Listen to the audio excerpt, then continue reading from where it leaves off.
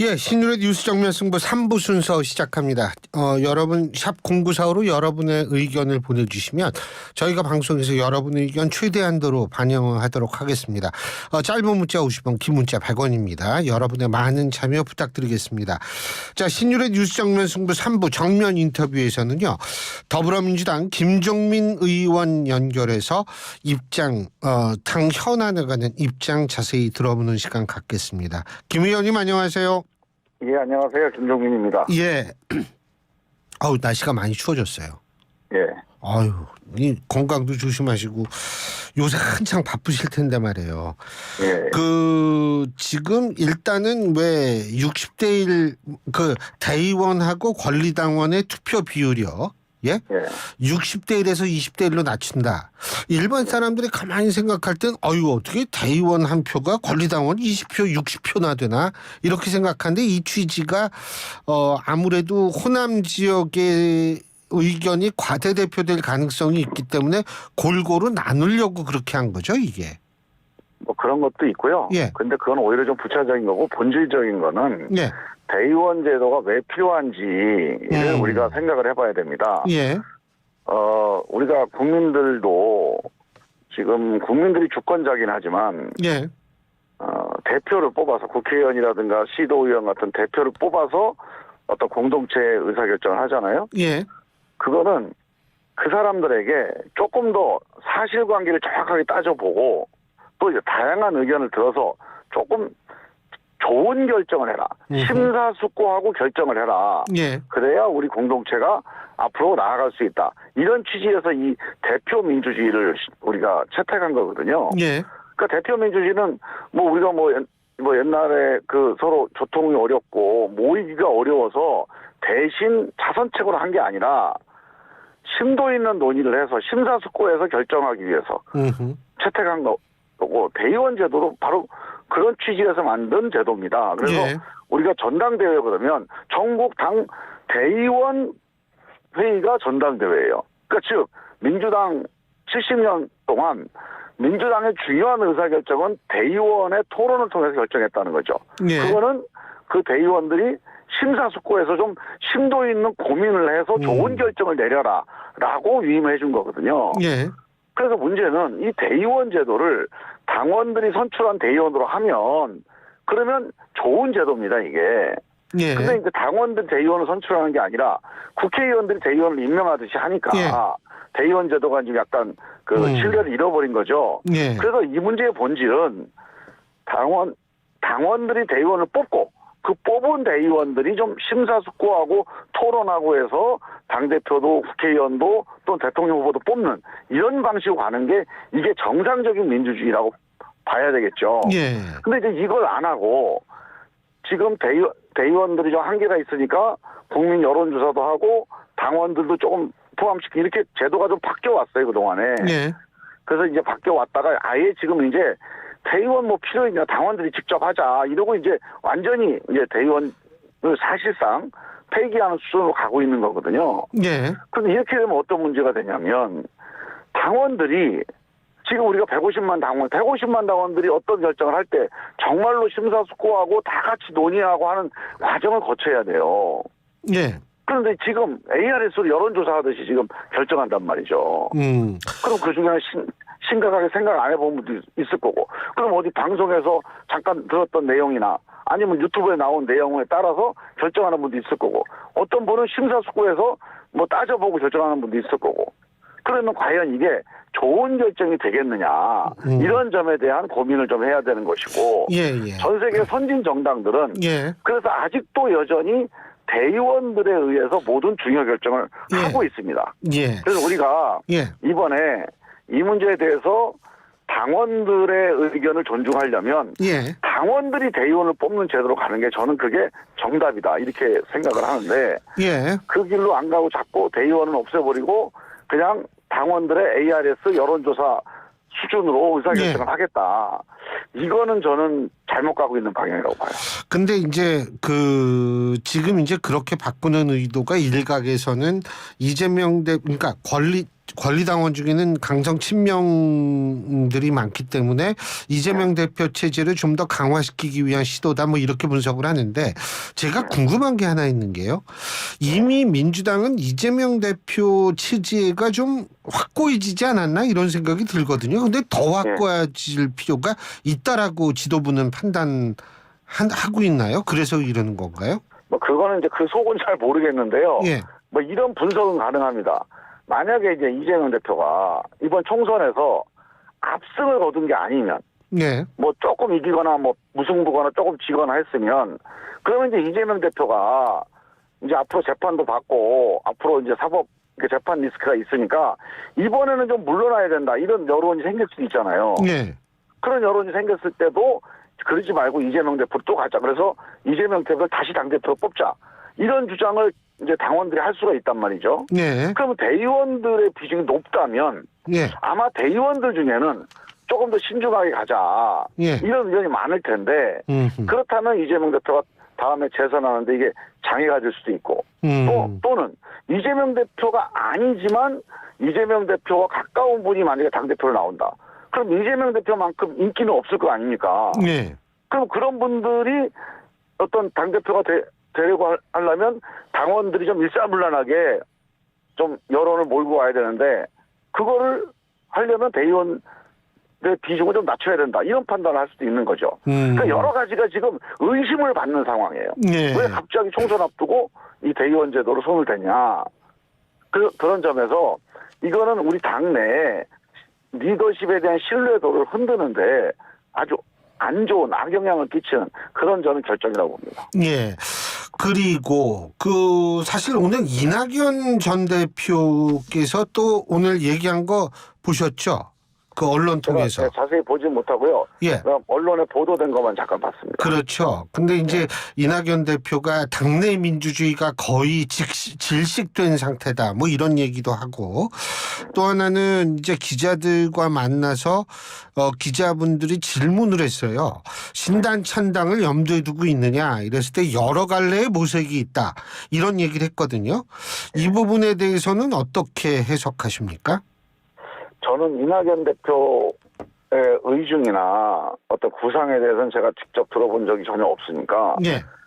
제가 무슨 뭐 예상을 하거나 짐작을 하는 거는 좀 맞지는 않을 것 같고요. 예. 이낙연 대표께서는 이제 당을 걱정하는 마음은 제가 충분히 이해를 하겠고 그런데 이제 당신이 앞장서서 뭔가를 하는 상황은 제가 아닌 걸로 알고 있거든요. 예. 만약에 이제 그런 상황이면 뭐 저한테까지도 어떤 움직임이나 이런 게 뭐 전달이 되지 않았겠습니까? 같은 이제 민주당 의원들이니까. 예. 근데 뭐 그런 상황은 아닌 것 같고 당을 이제 걱정하는 걱정이 좀 더 깊어진 거 아닌가 저는 그런 정도 생각을 해봅니다. 근데 원칙과 상식에 대해서는 그분들의 문제의식과 충정에는 공감한다. 뭐 이런 말씀은 원칙과 상식에도 해당한다. 다시 말해서 원칙과 상식에 공감한다라는 식으로 해석될 수 있는 얘기도 했는데 이런 면에 있어서는 공감대 형성도 충분히 가능하지 않겠느냐 이런 얘기가 나올 수 있습니다. 이낙연 대표만이 아니고요. 예.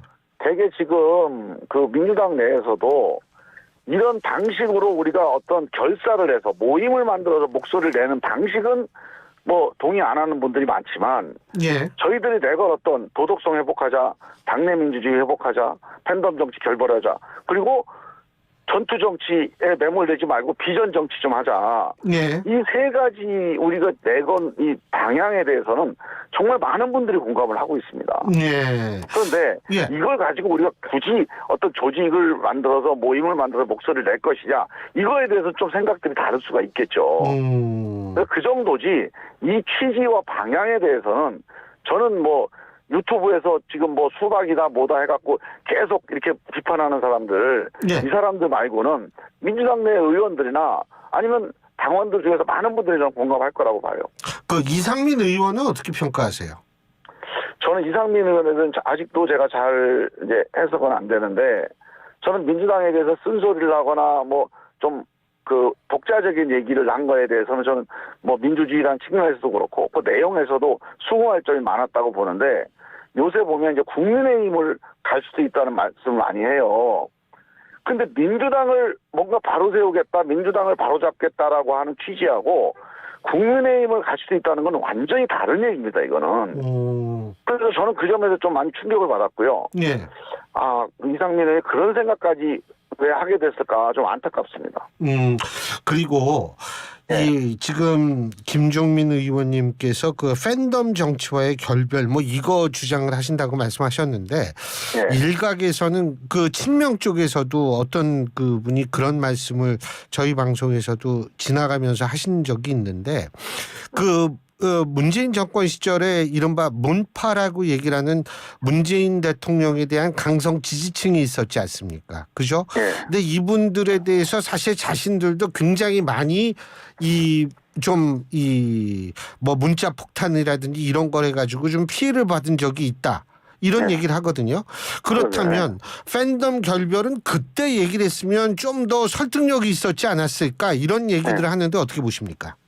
당연히 저는 그때도 그 문재인 대통령이 양념이다 이런 발언했을 때 제가 공개적으로 페이스북에다가 그 비판하는 글을 썼다가 저도 이른바 이제 문파라고 하는 팬덤들한테 한 거의 1년 가까이 막 시달렸어요. 예, 저도 알고 있습니다. 예. 그런데 문제는 그 당시에도 많은 분들이 문제 제기를 했습니다. 그리고 공격도 받았고요. 우리가 경험을 해봤잖아요. 그거 다시 하면 안 되죠, 이제.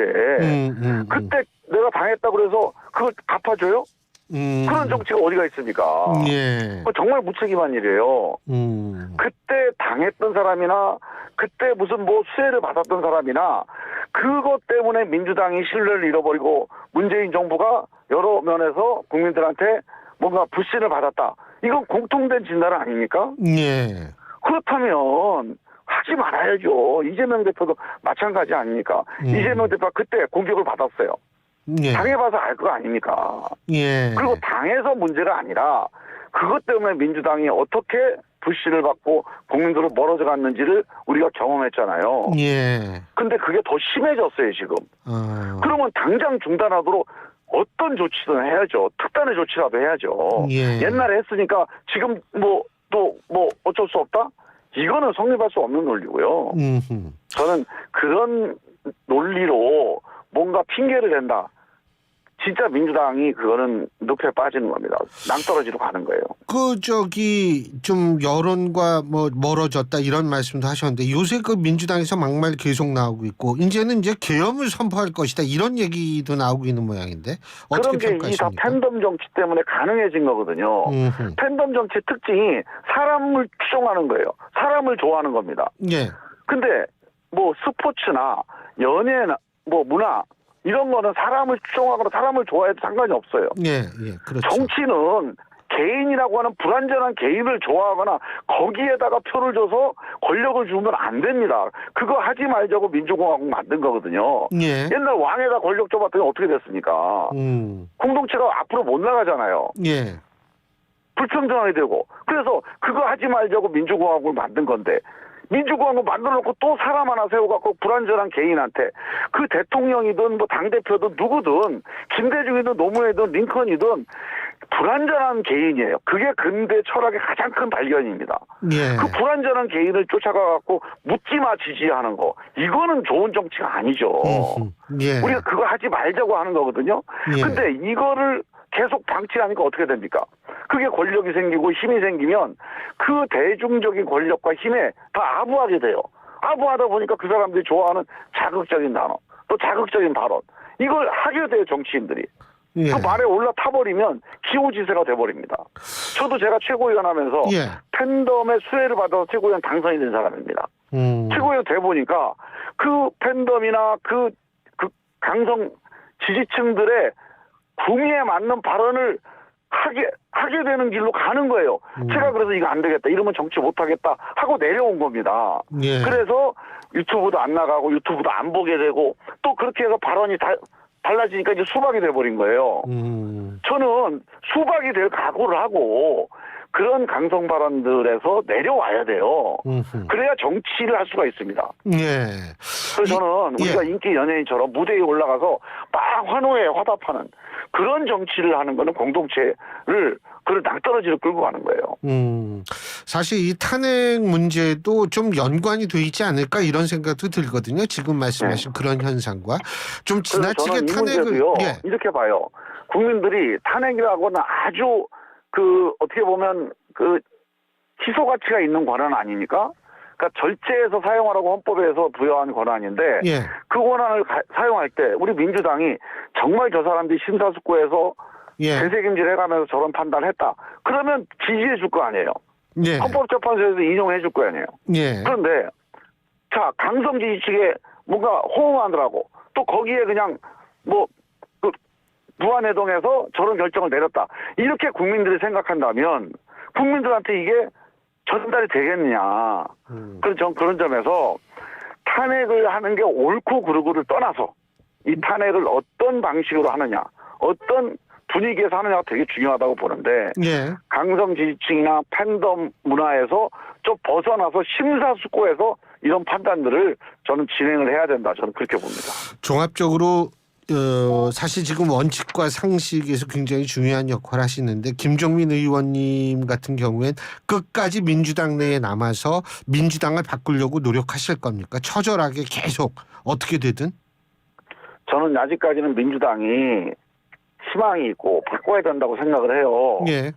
그런데 이제 이 문제에 대해서 더 이상 민주당이나 국민의당이 거대 정당 무슨 대마불사 저는 이 정치는 이제 그만해야 된다. 예. 대한민국이 이런 민주당과 이런 국민의힘이 계속 간다고 한다면 예. 이런 비호감 정치가 계속 간다고 한다면 대한민국 국민들의 지금 의식 수준이나 대한민국 경제 수준으로 볼 때 그런 두 정당 믿고 대한민국 맡기는 게 이게 정상입니까? 저는 더 이상 민주당이나 국민의힘이나 대마불사다. 우리가 거대 정당이니까 국민들이 계속 우리를 밀어줄 거다. 이 아니한 생각에서 벗어나야 된다고 봐요. 예. 잘 알겠습니다. 예. 오늘 말씀 여기까지 듣겠습니다. 고맙습니다. 예, 감사합니다. 예. 지금까지 더불어민주당 김종민 의원이었습니다.